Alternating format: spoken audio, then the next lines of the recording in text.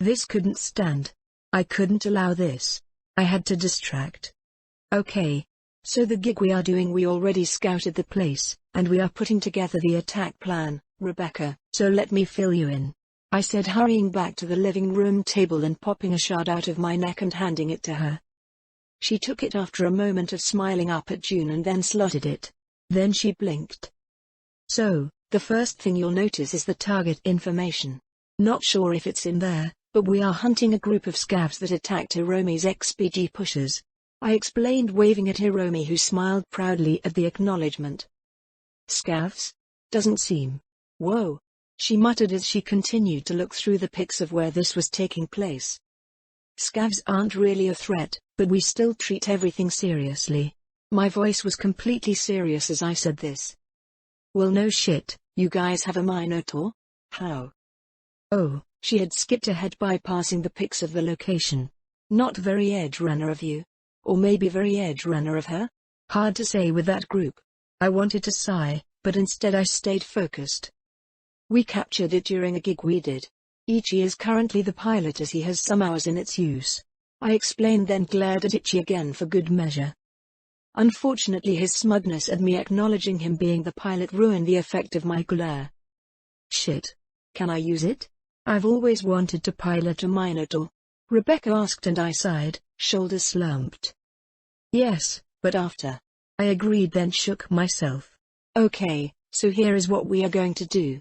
The outside and ground floor of the plant will probably be staffed by a few scavs. I pulled up the images myself. Image 4 is a good one to see the whole grounds.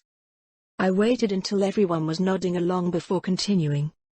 June and I will clean up as quietly as possible and then everyone will move in. The people who built the plant weren't expecting it to need to be defensible. The top floor of the elevator is actually the floor below. So Ichi and everyone will move in afterwards and basically secure the place. No scav will be able to leave without getting past a heavily armed walker. Motoko, I don't like this plan. I want to test out the Minotaur in combat. This is basically me just walking in after to secure the exits. Ichi argued, and I turned to my tune, only for another voice to call out. What about me? I want to kill some scavs as well. Malcolm added, and as I turned to him another voice added. I'm not really interested in just being on guard duty. Rebecca added, and I slumped as everyone went against me. Yeah, we should have them come with. June added, and I was outvoted by everyone. Except Hiromi, who was just watching. Guys, I know. Motoko. You've always been in front of us so far, but Section 9 can't help you if we don't get some experience. Malcolm added. You set us up with armor and weapons. Let us use them. I slumped, realizing I was defeated. Okay, Ichi will need someone to watch his back while using the Minotaur. Hiromi? Yep. I'll be suited up, of course. Alright. In that case, we'll use Plan B. We attack loud. We'll split into 2 groups, and hit each side of the compound at the same time. We can set it up so the gates will be open beforehand. June, Rebecca and I will take the north side, Hiromi, Ichi and Malcolm will take the other. We hit at the same time. I'll overwatch with net running and should be able to disable all the weapons at once. Then we move in. Ichi on Minotaur and Malcolm will join up with us as we clear the inside of the plant. Could work. Rebecca said, sounding interested, but not really impressed. It'll be the 4 of us that head down into the basement. I told her calmly. I don't have a complete map of the place, but we should have little problems mowing through what's down there. June will be the frontman. Then Malcolm and I, then Rebecca. Unless you have some armor already, Becca? I asked, looking at her current outfit, which was the opposite of protective. Just my skin weave. She offered and I nodded. Then you are backline until we can get you some gear. If you want to keep coming out with us, I mean. I added, not wanting to assume. She just nodded, not agreeing, and I moved on. In that case, weapons. I was planning on going silent, but if we are going loud, well, that changes things. I added. And June looked pleased. He wasn't much of a stealth guy. Well, I guess. Go wild, bring whatever you want. Rebecca, if you want to borrow something, feel free. Alfred as well with a thumbs up. Suit up. I told my chums, who all sighed and nodded. Suit up? Rebecca asked and I nodded. I made some custom adjustments to some armor for everyone. So everyone needs to go put it on and then we can go," I said, pointing to the bathroom and my room which Hiromi had disappeared into, while Malcolm and Ichi were taking turns. Rebecca nodded before doing the one thing I didn't want. She turned her eyes on June. "So Tats, helping out your little sister? That's pretty Nova," she offered, and June just smiled a little. "I always worry about her, but Motoko has most things under control. I'm really just coming for fun. She doesn't need my help." He explained the last part, looking at me proudly, making me flush. "Stupid June. Don't say nice things about me while I'm right here. Or do. But not around other people." "That's well, kitten, I look forward to seeing what kind of claws you've got," Rebecca said, looking to me. I scoffed at the nickname, but then June chuckled at it, and I glared at both of them. "That nickname isn't a thing," I denied firmly. "I already had a cool nickname." "Kitten," June said, then laughed, and I glared, but he just turned to Rebecca. "You call her Kitten?" "Hey, well, I met her through a chum of mine, Sasha, who I call Whiskers, and Sasha was acting all proud about having a Kohai, and there is Motoko. I mean, look at her. Total cat energy." "Hey." June chuckled, shoulders shaking as he kept looking at me, his eye practically twinkling in amusement. I was gonna kick him. "Bringing you both along was a mistake," I grumbled, and then Hiromi came walking out of my room suited up. Helmet under one arm. "Room is clear, Motoko," she said even as she rested against the doorway. "Whoa!" Rebecca called out as she took in Hiromi's appearance.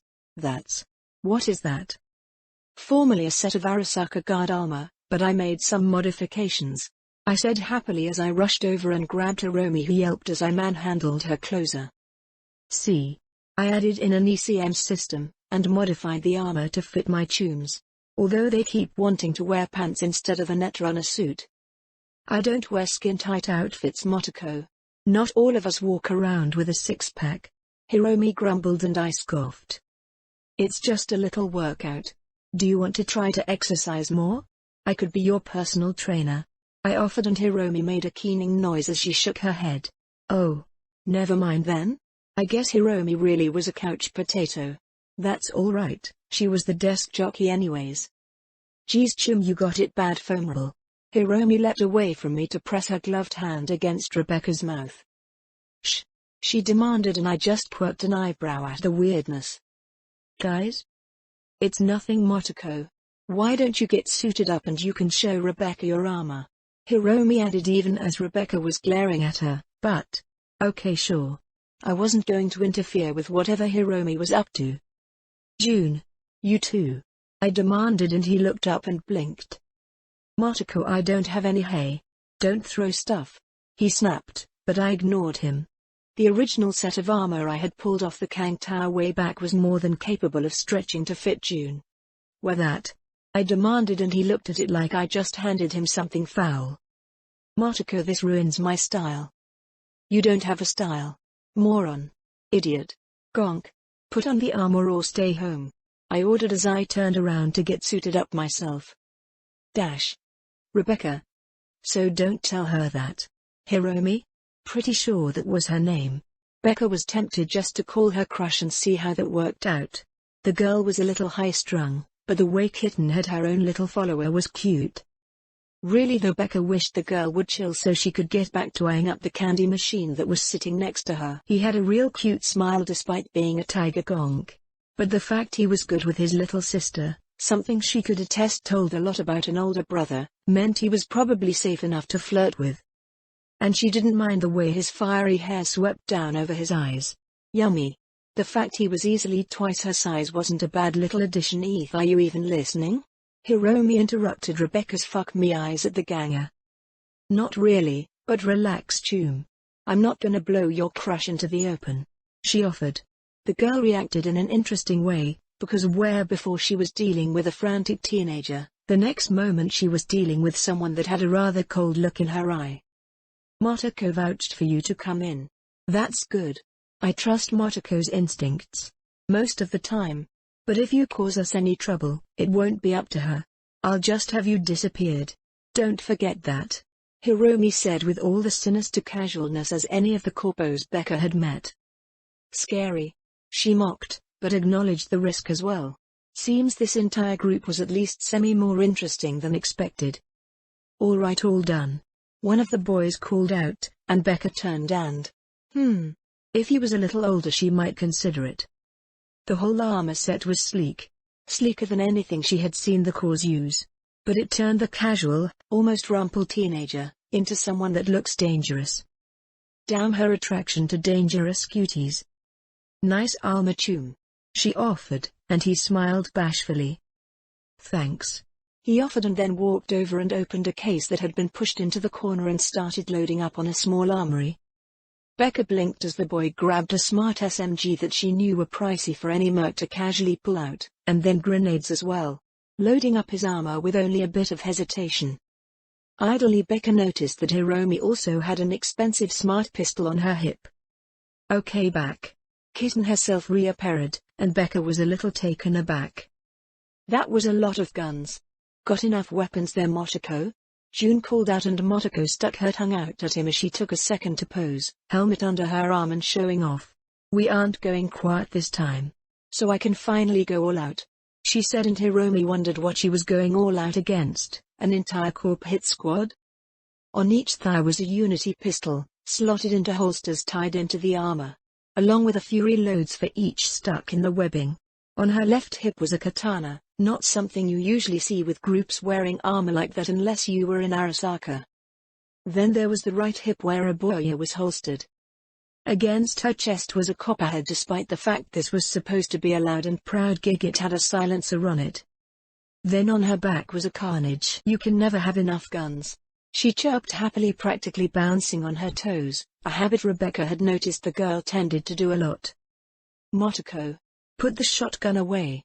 June tried to argue, but Motoko just ignored him with a roll of her eyes. Having a backup shotgun is very useful, June. Then her hands blurred, and she wasn't holding the copperhead which had just fallen to her chest, its straps keeping it close. But in her hands was the carnage which had a moment before been over her shoulder. That had been fast. See? She offered a chilling smile. That was fast. What chipset you got for that? Rebecca asked, and Motoko just sort of blinked guilelessly at her. I don't use skill chips, she answered in response, and Rebecca barely kept herself from scoffing. That sort of move wasn't something a teenager just pulled off. Bullshit, Rebecca decided to say instead. Seriously, she kinda wanted whatever skill chip had given her hands that fast. Motoko just continued to look at her without really saying anything. Prove it. Let me see, she demanded. At Motoko's shrug, Rebecca climbed over the back of the couch, and then made grabby hands at the girl. Motoko relented surprisingly easily. She kneeled down, letting Rebecca see her neck. Rebecca looked over the neural link, and the chip slots. There were a few shards in there, and car keys, but nothing. Definitely not a skill chip. You couldn't really confuse the two. How did you do that then? She asked, half outraged and more just shocked. Practice. You have to train really hard to be a solo, you know? I practiced quick drawing weapons a whole bunch until I got the hang of it, Motoko said with a bright smile, even making a little motion with her hands as if quick drawing a pistol. Even that was kinda stupidly fast. Fuck. Rebecca cursed and stomped a few steps away. She had agreed to this because she thought it would be just a bunch of kids fucking around. Even if Motoko had been surprisingly skilled, she hadn't. Rebecca hadn't expected to be this outclassed. Her shoulders slumped. No wonder Maine always hesitated to bring her into an actual gunfight. If Motoko was what she should be, she felt her spine straighten. No, if that was her real skill, then Motoko was scary good. Not the norm at all. Her tunes didn't have her chops, even if they had better equipment than any teenage Gangoon squad should have. No wonder you got Rogue's attention. You aren't just some Gangoon, she called out to the girl, who smiled happily at the compliment. Thanks, she chirped out, as happy seeming as always, although Rebecca noticed her tunes perked up at the mention of Rogue. Show me what you got then. I want to see this, Rebecca offered, staring at the taller girl seriously, the girl whose eyes widened at her words before smiling brightly and nodding. Well, I'll be right in front of you, so look all you like, she replied, only for her tune to instantly react. Hiromi jumped off the couch where she had settled in, looking outraged at her chum's words. Hey, crush was certainly crushing hard. But not too close. You have to shoot and stuff first. Yeah. Keep an eye on the gig and not on Motoko. Far away from Motoko. Hiromi? I mean, she's going to be watching my six though? Motoko said gillously. The kid was. Fuck, the kid was a natural heartbreaker, wasn't she? That look on her face, of open honesty, would be pretty attractive to any gonk that made friends with her. Not too many people in Night City that were just completely open books.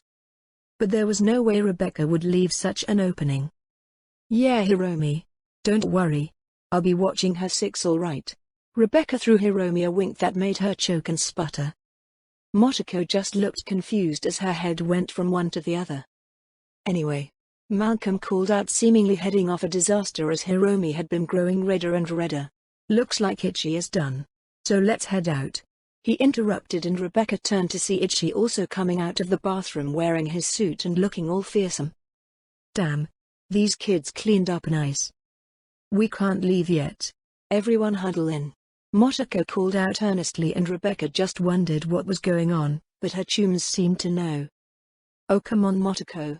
Ichi whinged, but she ignored him instead, waving for June to join too. Rebecca watched on, confused as Motoko helped arrange everyone into a circle, even grabbing her hand and pulling her in too so she was part of it. The others besides June seemed to know what to do. Even if they all sighed and looked embarrassed about it, they did it anyway. Motoko stretched her hand into the middle, and then her chums did the same.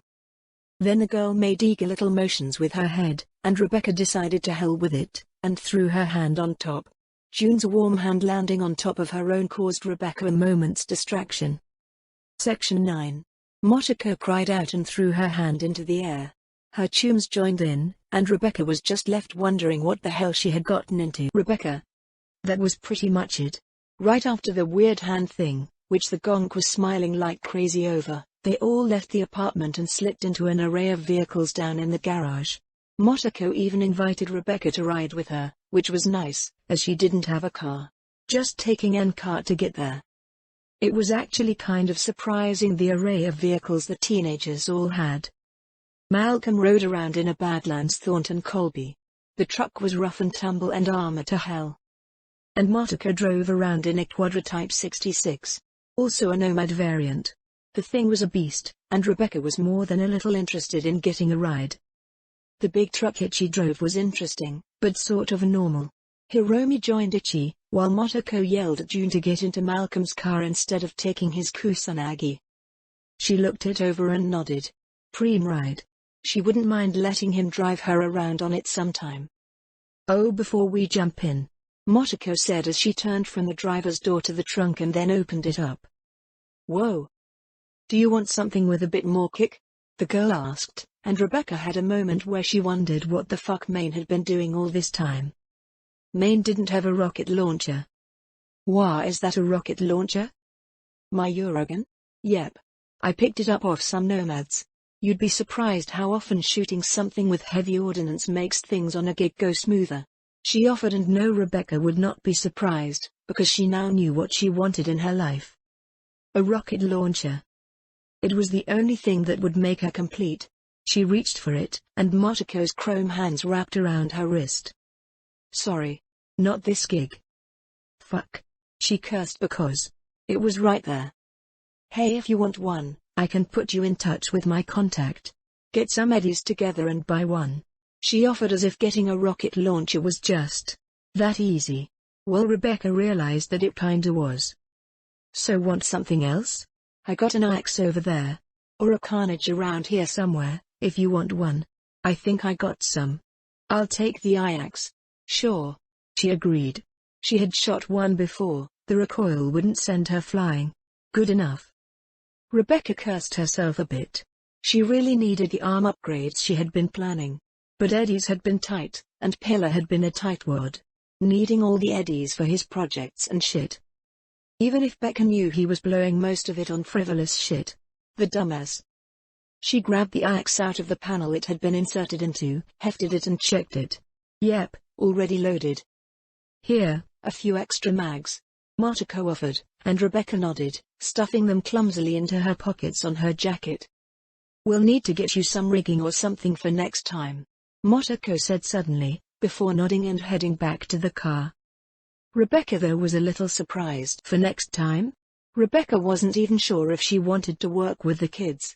But at the same time, it was kind of flattering to have Motoko already assume Rebecca wouldn't embarrass herself today and want them all to kick her out. And now she was feeling underqualified while hanging around a bunch of teenagers. Fuck. She took a deep breath and headed to the passenger door. With Maine, it always felt like she was just an add-on from Pillar. Her brother's tech skills made him useful. Rebecca, though, was the exact opposite of what Maine liked. Big, strong, brutal power. Even Sasha represented what Maine liked in a netrunner. Massive powerful hacks. It was just how the big guy thought. Rebecca was usually only given shit jobs. Overwatch, distraction, shit like that. But Motoko had invited her right into the strike squad. Before she had walked into the apartment, she had thought the kids wanted another solo a bit older than them to help out, to handle the dangerous bits, but seeing everything now? No, it was Rebecca that was the amateur here. She took a breath and accepted that. Even as it pissed her off and embarrassed her, but that was just the truth. She slipped into the quadra's passenger seat, and they all started driving out of the garage towards Rio. Towards a massive scav den. She could feel herself getting excited. She was ready for this. "You want any grenades?" The question interrupted her thoughts and she looked over. Was the kid wearing her seatbelt? Why? That's so weird. Yeah, Chum? What kind of gonk said no to grenades? Preem. Got a box under your seat. Take whatever you like. Red caps are frags, blue are EMP. Probably don't take any of those. Not sure how much of the equipment in the power plant is still active. Rebecca very carefully moved her feet and bent down. There under her seat was a box, and inside slotted into little indents to hold them was a bunch of grenades. Okay, sure. She reached down and carefully grabbed 2 of the red caps, and after a moment stuffed them into a still empty pocket on her jacket. She was going to need to get some actual rig if this is how Motoko rolled. It was kind of embarrassing to pass on her style, but, well, having spots to hold grenades did sound pretty nova. Cause grenades. This is going to be so fun. The girl chirped, happily smiling while her eyes were locked on the road. For someone with such a high-end car. She kinda drove like some ancient old lady. Weird. The ride over was pretty quiet. Motoko chatted a bit here and there, mostly about odd topics. What kind of weapons she liked, did she mod her own stuff? What sort of chrome she wanted to get. Rebecca spent most of the ride mentally preparing herself for the battle to come and didn't really give good answers. Then they were there. Everyone was already there except for Richie in the truck.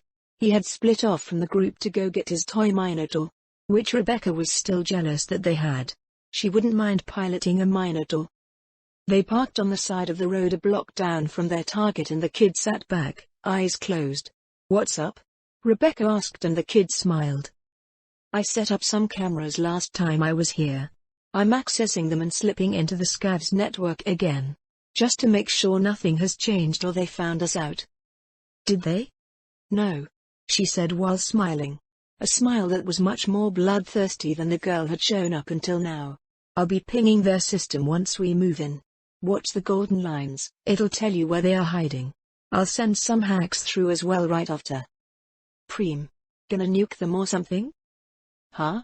Oh, you work with Sasha, right, I forgot," Motoko said, starting amused and then going quiet. "I hope she's okay. But no. I don't really use offensive hacks much. I prefer CC. Wipe their eyes. Disarm their guns. Makes shooting them a lot easier." "Well shit, that's what I like to hear." Rebecca agreed, not having Sasha kill steal everything would be kinda nice. Not that Rebecca had really gotten a chance to do much killing with Maine's team. They still treated her like a kid. She was 18. Sure, she looked more like she was 14, but that's just how she was. Scope shit. It's fine. She'll get some chrome and then Maine will stop babying her. The man always was quick to accept chrome as a solution to any problem. They waited for a while. Motoko mentioned a few things offhand from time to time. 3 are outside, but they move around. 2 of them are moving boxes outside to a truck. Don't worry, they aren't moving very fast. The truck won't be ready to leave before we hit them. And Rebecca just listened. Unused to the chatter, but used to a netrunner overwatching. In fact, the constant updates was kinda nice. Sasha was usually more quiet, or just teasing as she worked. Finally a familiar big truck pulled up behind them all. Ichi had arrived. Motoko nodded, having noticed them despite focusing on the cameras. Okay, the gates are both unlocked. Let's get the channel started. Then a moment later Rebecca got a call. Here. Rebecca said as soon as the call connected, and Motoko nodded. I'm in. Hiromi responded. Me too. June was in. Locked and loaded. Malcolm. Just say the word, I want to give this thing a test drive. Ichi. Alright everyone. Gates are unlocked. June, Malcolm, follow me. Ichi, once the shooting starts that's your cue. And then the car rumbled, pulling away from the curb and driving down the street past the power plant, and around so they could get into the alley behind it leading around to the second gate. Rebecca was ready. Axe held in her lap. When you pull in, just give me an angle, I'll drive by. She told the kid verbally so as not to disturb everyone. Preem. The car is armored, so that's actually a great idea. Motoko said happily, and Rebecca sort of huffed. She wasn't complete Genic. She could take a round from some scav 9. Mostly. Okay. I'm going. And then the Quadra roared, shifting from a quiet driver to someone that happily pushed the pedal to the metal. The Quadra roared, and the gate ahead of them was already opening.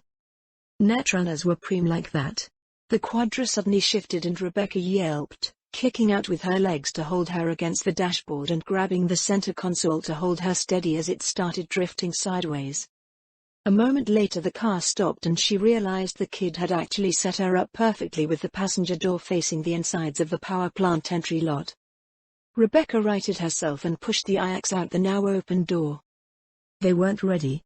Already lines filled her vision showing where all the scavs were at. That was useful.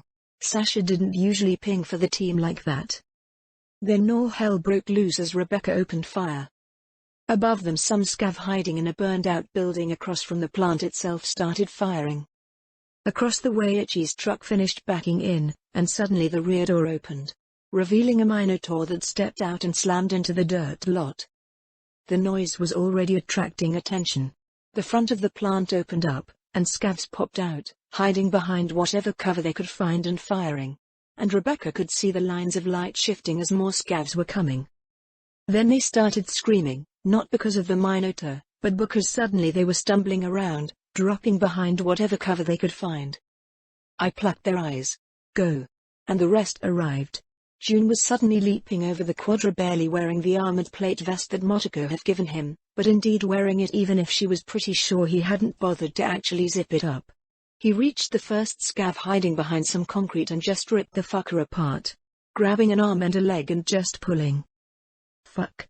She had seen Maine do something like that, the big fuck, but he had been bitched out by Dorio for it. A little too cyber psycho. Rebecca thought it was pretty Nova though. Then a scream echoed out and a scav slammed into the ground, twitched and went still. Rebecca peeked up and out and nearly flinched. She looked behind her and noticed that Motoko was gone. She hadn't heard the girl even leave the car. Now she was 2 floors above her, having just thrown a scav off a building and was overwatching with that gop ahead, silent rounds firing constantly as she started shooting at scavs from behind their cover. That was Nova. Rebecca focused up and started firing as well, popping a scav inside the plant, and then focusing on another firing into his cover as he trembled and couldn't move to save himself. Malcolm ended up taking that kill, a smart round shot close to her, and then sped around the cover slamming into the body. She looked and Malcolm was using the front of the Quadra as cover and firing his very preem Shingen. Damn, that was a quality piece. The sudden loud roar of HMGs filled the lot as the Minotaur stepped into play, simply moving slowly step by step towards the entrance of the plant, and firing at anything that moved. A surge above her and she gasped. Motoko had just leapt off the building, traveling all the way across the lot, to land behind the Minotaur, and then she popped up from a roll and landed on its back. Her copperhead aimed past it, as she held onto its ass and started firing. Motoko. You are unbalancing me. Ichi's voice called out with some staring through the channel. Be a good weapons platform and just stay still. She retorted back without a hint of stress in her mental voice as she just fired into the dark power plant. Rebecca decided that she had the right idea. She leapt out of the quadra, rushing up to the side of the power plant and posting up on the outside, quickly seeing some gonk on the second floor catwalk and shooting him full of holes. This was it. This was what Rebecca fucking lived for. Ha ha ha ha. Get fucked. She roared out in delight as she opened up with her assault rifle. Dash. I felt my own smile stretch across my face in time with Rebecca finally losing her shit and going full berserk. This assault was going incredibly well. The scavs that were checking the cameras right now wondering what the fuck was happening must be shitting their pants. I almost wondered what they were thinking was happening. Did anyone expect a response like Section 9? I dropped a mag and reloaded, which was difficult while staying on the back of the Minotaur. June. Up front, we are moving in. Malcolm, move it. I demanded over the line. As I jumped off the Minotaur and landed behind June, to his surprise I posted up behind him. Hand on his back, letting him know where I was, as I basically used him as cover. The gonk wanted to be the big target, then that's what he would be. Here. Malcolm confirmed, posting up behind me, and I nodded. Rebecca. We are moving in. Ichi, hold the lot down. Hiromi, keep an eye on Ichi and run if you have to. No risks. Let's move. I said as I pushed June forward, which he audibly grumbled at, but then we moved. June leading the way into the power plant, and the three solos backing him up. The fact I had disabled the scavs' weapons was doing a lot to ensure our charge was uninterrupted. While June slammed into a guy on the ground floor, the three of us twisted around, firing into the scaffolding, or in Malcolm's case firing and then having the smart rounds twist around and land on top of the hiding scavs. We slaughtered them, moving constantly, in a barrage of bullets. Ping meaning even amateurs like us could act like a unified team. Rebecca quickly matched our pace despite having to move a bit more with her shorter legs, but she was keeping up perfectly, twisting and firing, as she followed the flashes of light from a fresh ping. Of course, as easy as it was to slaughter these fucks, there were problems. Teething issues. Malcolm tripped, nearly knocking me off my feet, and forcing me to struggle and lift him back up. Rebecca got a little trigger happy and nearly shot June, who was rushing around. June was running off on his own, and not staying together so we could support him, ending up with him getting stabbed by a very brave but stupid scav that managed to surprise him. Yet we kept moving. Malcolm slowed his twisting pace, and kept his feet better after his fuck-up. Rebecca stopped to aim before firing, ensuring no friendly fire. And June grumbled and mostly ignored the fact he got stabbed and just kept doing what he was doing. The after-action report would be filled with me kicking him in the head to get it through his denseness. But that's fine. We moved on. Having cleared the entrance to the plant, we ended up not immediately hitting the downstairs. Instead, we broke through a door in the rear of the factory where a clump of scavs had been hiding behind to enter into a sort of warehouse and main plant. I actually almost stopped as I entered, because this whole section of the power plant didn't exist in the game. It was just one of those doors that was door-shaped, but was actually a wall. But inside was a storage area. Obviously the stuff too heavy to take down into the underground. Boxes of what I instantly registered as loot, but that wasn't all. Tables next to chemical equipment. A drug lab. I shrugged it off and opened fire along with everyone besides June, who was going full Oni mode and either cutting people down with his katana that he had drawn, or just battering scavs into paste. Both were pretty effective, honestly. Motoko? Malcolm called out, but I shook my head immediately. Ignore it. This side is clear, we move down now. I called out even if Malcolm was looking shocked at everything we had found. Scav business, XPD business, and a drug lab. These scavs sure liked to dip their toes into everything. Whatever was going on here was something for later. We turned after clearing out the area that the scavs were using and instead rushed towards the underground stairs. This time June was slower and I was in the lead. I noticed two lines shifting as I got close to the stairs, two gonks, very close, probably hiding in a corner. So I popped a grenade off my rig. Hold. Frag out, I called out over the line, and June actually stopped for once. I popped the pin and chucked it down the stairs hard enough it would bounce down and into the bottom of the steps. A few seconds later the noise buffeted us and I almost giggled as the lights leading to the two winked out. "Let's go," I called out, and June raced ahead, which I realized was him being protective again. I rolled my eyes and moved, sticking together with Malcolm, with Rebecca following us. "Good job, Malcolm, Rebecca." "Course. Easy shit," Rebecca agreed, sounding almost calm, but when I turned to look her face was locked into a full-on rictus grin. "Hey." We moved on, June rushing again like a dummy. We walked through a no-entry door and then past the hallway that led to the elevator, but while I could hack the thing, it would take time, and it wasn't like they were going anywhere.